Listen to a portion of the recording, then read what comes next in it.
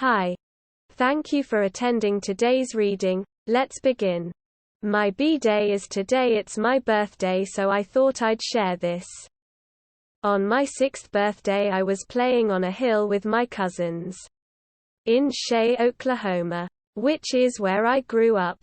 We have a shit ton of fire ants. We were playing on the hill when we saw a wasp. As a kid, wasps are terrifying. So we ran. I tripped and rolled into the fire ant hill. It hurt. End of story. Next story. Don't purchase a house unless you really do research on its history. I never thought something so awful could happen to me. I remember seeing a plaque years ago about a mother and her young kids that were murdered. But something like that I could never imagine happening to me. However, on a spring afternoon my wife and 13-year-old daughter were in the wrong place at the wrong time. When they were shopping in an independently owned thrift store, where the owner horrifically killed both of them. The details of their murder either throws me in a whirlwind of anger or complete and utter despair. Depending on the day, the owner will spend the rest of his life in prison, but that is little solace to me. For my life has changed dramatically for the worse. Everything I do, I'm constantly reminded of my wife and daughter. I go to the supermarket and I visualize my daughter when she was a toddler or a 5-year-old, or even last year being in the same supermarket. Everything and anything reminds me of the both of them. My wife and I did everything together besides going clothes shopping. I'm so lonely now each night that I go to bed.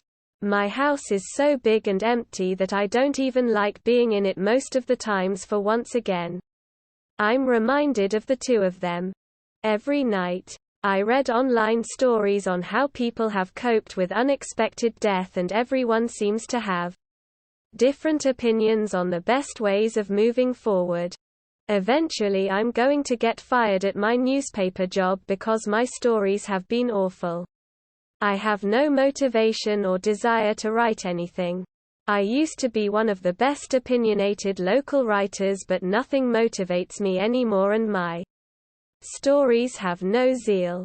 If I could have a second chance, I would do everything over differently. I would cherish every single moment with my wife and daughter. I would sing to my daughter to make her happy, and I would buy roses for my wife every day to see her happy. What do I do now? I'm close to 50 years old and I have nothing meaningful to live for. Which I constantly think to myself. Do I find a 50-something-year-old downtrodden woman like myself and start over? That notion doesn't appeal to me, and I'm not interested in that. My real wish is that I could change the outcome the day that they died, or if I could start over and do everything all over again with my wife and daughter. I started going back to church even though I had been a non-believer for years. The thought of being reunited with my wife and daughter in heaven is the only hope that I have now. But even church can be overwhelming at times, where I have to leave early because it's the same church where my daughter was baptized and received Holy Communion. One Sunday afternoon, I had to leave the Mass early because I was so overwhelmed with despair. As I got out of my pew, I saw a woman and her child wearing all black standing in the back of the church. As I moved towards the exit of the church, they seemed to exit as well. I've never seen him before, and what they were wearing seemed like something more appropriate, like 100 years ago. Even though I was pretty much in tears, the two of them had caught my attention where I followed them. We both walked over to the nearby cemetery. I didn't want them to feel uncomfortable, so I stayed a good distance behind them. I could tell that they were looking at one of the larger gravestones, and I pretended to play with my phone as I continued to maintain an appropriate distance from them. It seemed like they were talking to each other, and then they would look at the grave, and then I could sense that they would look at me. I couldn't hear what they were saying, and the two of them let off a calm demeanor. Then someone riding a Harley-Davidson came by who didn't have a muffler, and the noise was so piercingly obnoxious that I had to turn around to look at it. When I turned back around towards the woman and the child in the graveyard, I noticed that they were nowhere to be seen. I tried to see where the two of them went, but after looking around, I lost track of them and couldn't see where they had went. So I walked over to the grave that they were looking at, and I saw the inscription, "Marjorie and Ruth Myers, taken from this world too soon on April 19, 1901. May their deaths cast light on the kingdom of heaven and one day make sense to all of us." The oddest thing about the inscription was that my wife and daughter were murdered on April 19 as well, which sent shivers down my spine. As I stood by the grave, I typed their names into Google and I found a newspaper clipping from 1901 which detailed how they were walking to town to go to the store, and some guy decided to kill the both of them in a secluded area. The details of their murders made me think of the similarities on how both my wife and daughter died, which I had to quickly block out of my head. Oddly enough, the 1901 murderer had no criminal record like the guy who killed my wife and daughter. I often think about how someone can make it so far in life to not break the law and then one day savagely kill two innocent people with no real motive other than the itch to harm someone. As I drove home, I couldn't get over the similar parallels of the murders that occurred in 1901 to the deaths of my wife and daughter. Thar were done on the same day.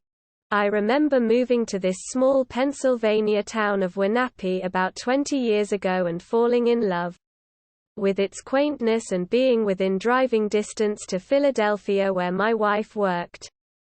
I was never aware that a woman and her daughter were murdered in this same small town over 100 years ago. I guess looks can be very misleading, where I remember going to the Gettysburg Historic Battlefield and seeing nothing more than grass and empty fields.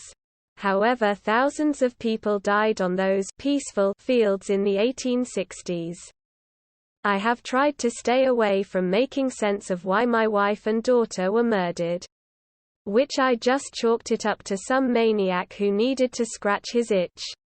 I had received an envelope in the mail addressed from the guy who murdered my wife and daughter, and I was so sickened by it that I had tossed it in one of my kitchen drawers without opening it.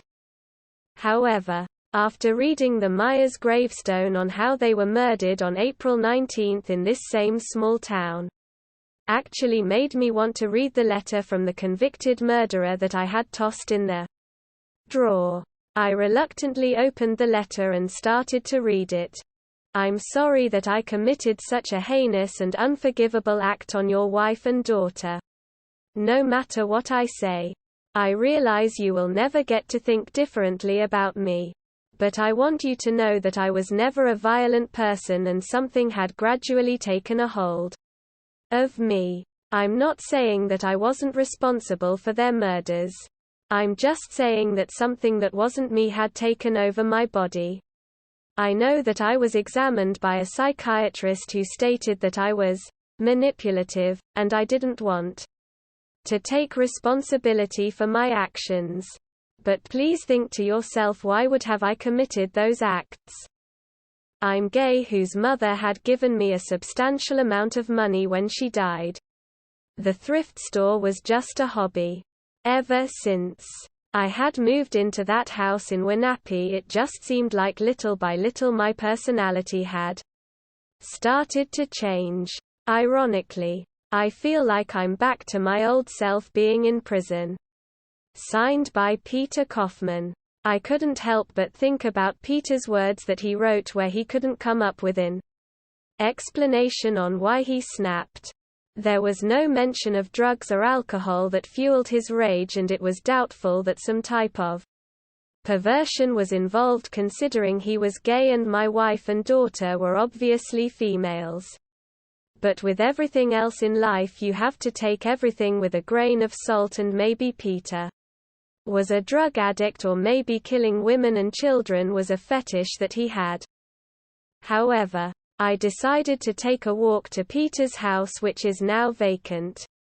Even the walk to his nearby house made me think of my daughter in how I used to hold her hand to walk past Peter's house that was on a public trail. The house was simple and old and was built by a river, like most other houses that were reliant on water sources back in the day. I decided to go down by the river and just reflect on what this seemingly innocuous house could have sheltered the man who changed my life for the very worse. As I got close to the river, I couldn't help but notice a nearly intact Indian head that I had only ever seen online or at swap meets. As I looked around more on the ground, I was amazed by the arrowheads and rock axe heads that I was finding. This place must have been some type of gathering point or community for the Indians. I thought to myself. I decided to walk back home via the public trail. At one point, I had put my hand out, simulating how I would hold hands with my daughter over the years when we walked together. Eventually I put my hand down by my side, and the horrifying reality of my daughter being gone had taken back a hold of me.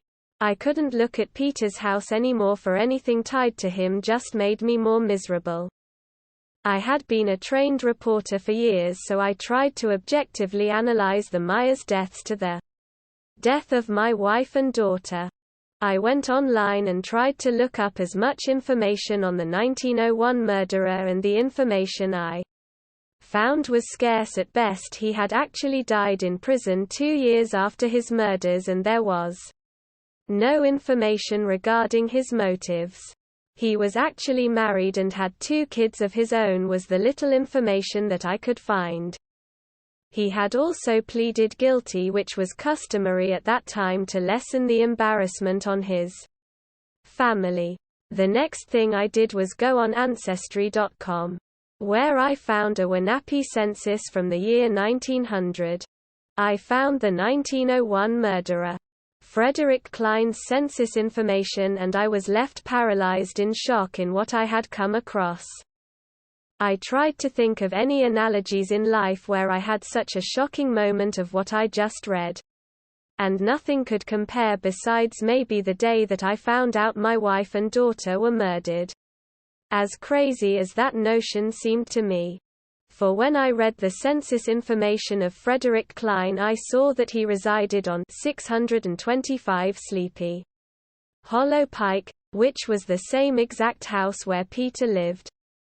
All this information was crazy to me, how the 2 killers lived in the same house and committed the same heinous acts on April 19, but no one had ever drawn parallels to the similarities.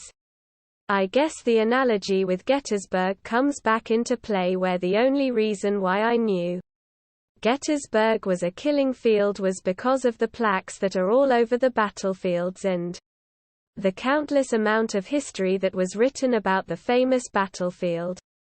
But in contrast, April 19, nor 625 Sleepy Hollow Pike, nor Marjorie and Ruth Myers never really garnished any historical significance, and the 1901 murders were probably forgotten about in 1905. I guess I could point fingers at the Peter Kaufman's lawyers or the prosecutor for not drawing parallels in the 2 murders, but being a reporter for years, I wouldn't expect any lawyer to dig that deep, and they're still poking holes in the O.J. Simpson case with the countless conspiracy theories, and that case had what seemed like thousands of billable lawyer hours attached to it.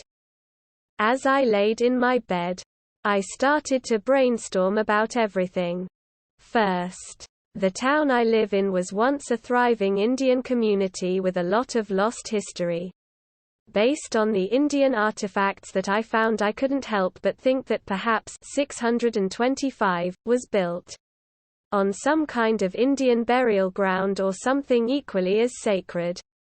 Secondly, Peter, who murdered my family, and Frederick, who murdered the Myers, both were just ordinary people Who did something way out of character for the both of them? Thirdly, both crimes took place on April 19. I tried to research the importance of that date with the Indian culture. But the Indians didn't write anything down, so I could only assume that the date was significant. However, the murders occurring on the same exact date couldn't be overlooked. Lastly, I knew I had to do something to prevent this from ever happening again. As I look at the clock and see that it is 3 a.m., I know there's no better time than right now to burn 625 Sleepy Hollow Pike down. So I go to my shed and get the gasoline that I use for my lawnmower. I quickly throw the gas can in my car and drive towards 625. I park in an inconspicuous spot along the trail where it is too early for anyone to be out, and I quickly get out of the car with the gas can in hand. I kick open the door to 625 and douse the dining room with gasoline. I light it with my lighter and the dining room quickly gets engulfed with flames. I quickly exit the house and drive back home, where I return the gas can to the shed. My mind is so exhausted that I quickly fall asleep even after performing felony arson. I have some wild dreams that night that were nonsensical from my childhood. I'm awoken the next morning by sounds coming from the downstairs of my house. As the footsteps come up the stairs, I brace myself for the inevitable arrest that will occur. But as my door gradually opens, instead of being manhandled out of bed, a little girl about the age of 6 says, "Mommy, I'm hungry." Quote, I look over to my right and see a woman move in my bed who says, "Okay. Grace'll be down in a minute." Quote, my world has just come back to life, where I quickly realize that my wife and daughter have returned to their previous selves, about 6 years younger than when they were murdered. I quickly leap out of bed and pick up my daughter as I cry and cry for what seemed like for hours. My wife gets up from my excitement and I embrace her as well. I live my life completely differently now, where everything I said that I should have done differently when my wife and daughter were gone, I'm actually doing now. I never pass up an opportunity to go on walks or even go shopping. I still can't explain how I woke up several years earlier, where the only evidence that I have is the grave of Marjorie and Ruth Myers and 625 Sleepy Hollow Pike, which is still smoldering. And I was never questioned by the police. Every April 19, I vowed to lock the 3 of us in the house no matter what is going on with school or work. End of story. That is all for today. If you want to support my automated channel, feel free to drop a like and subscribe. See you tomorrow.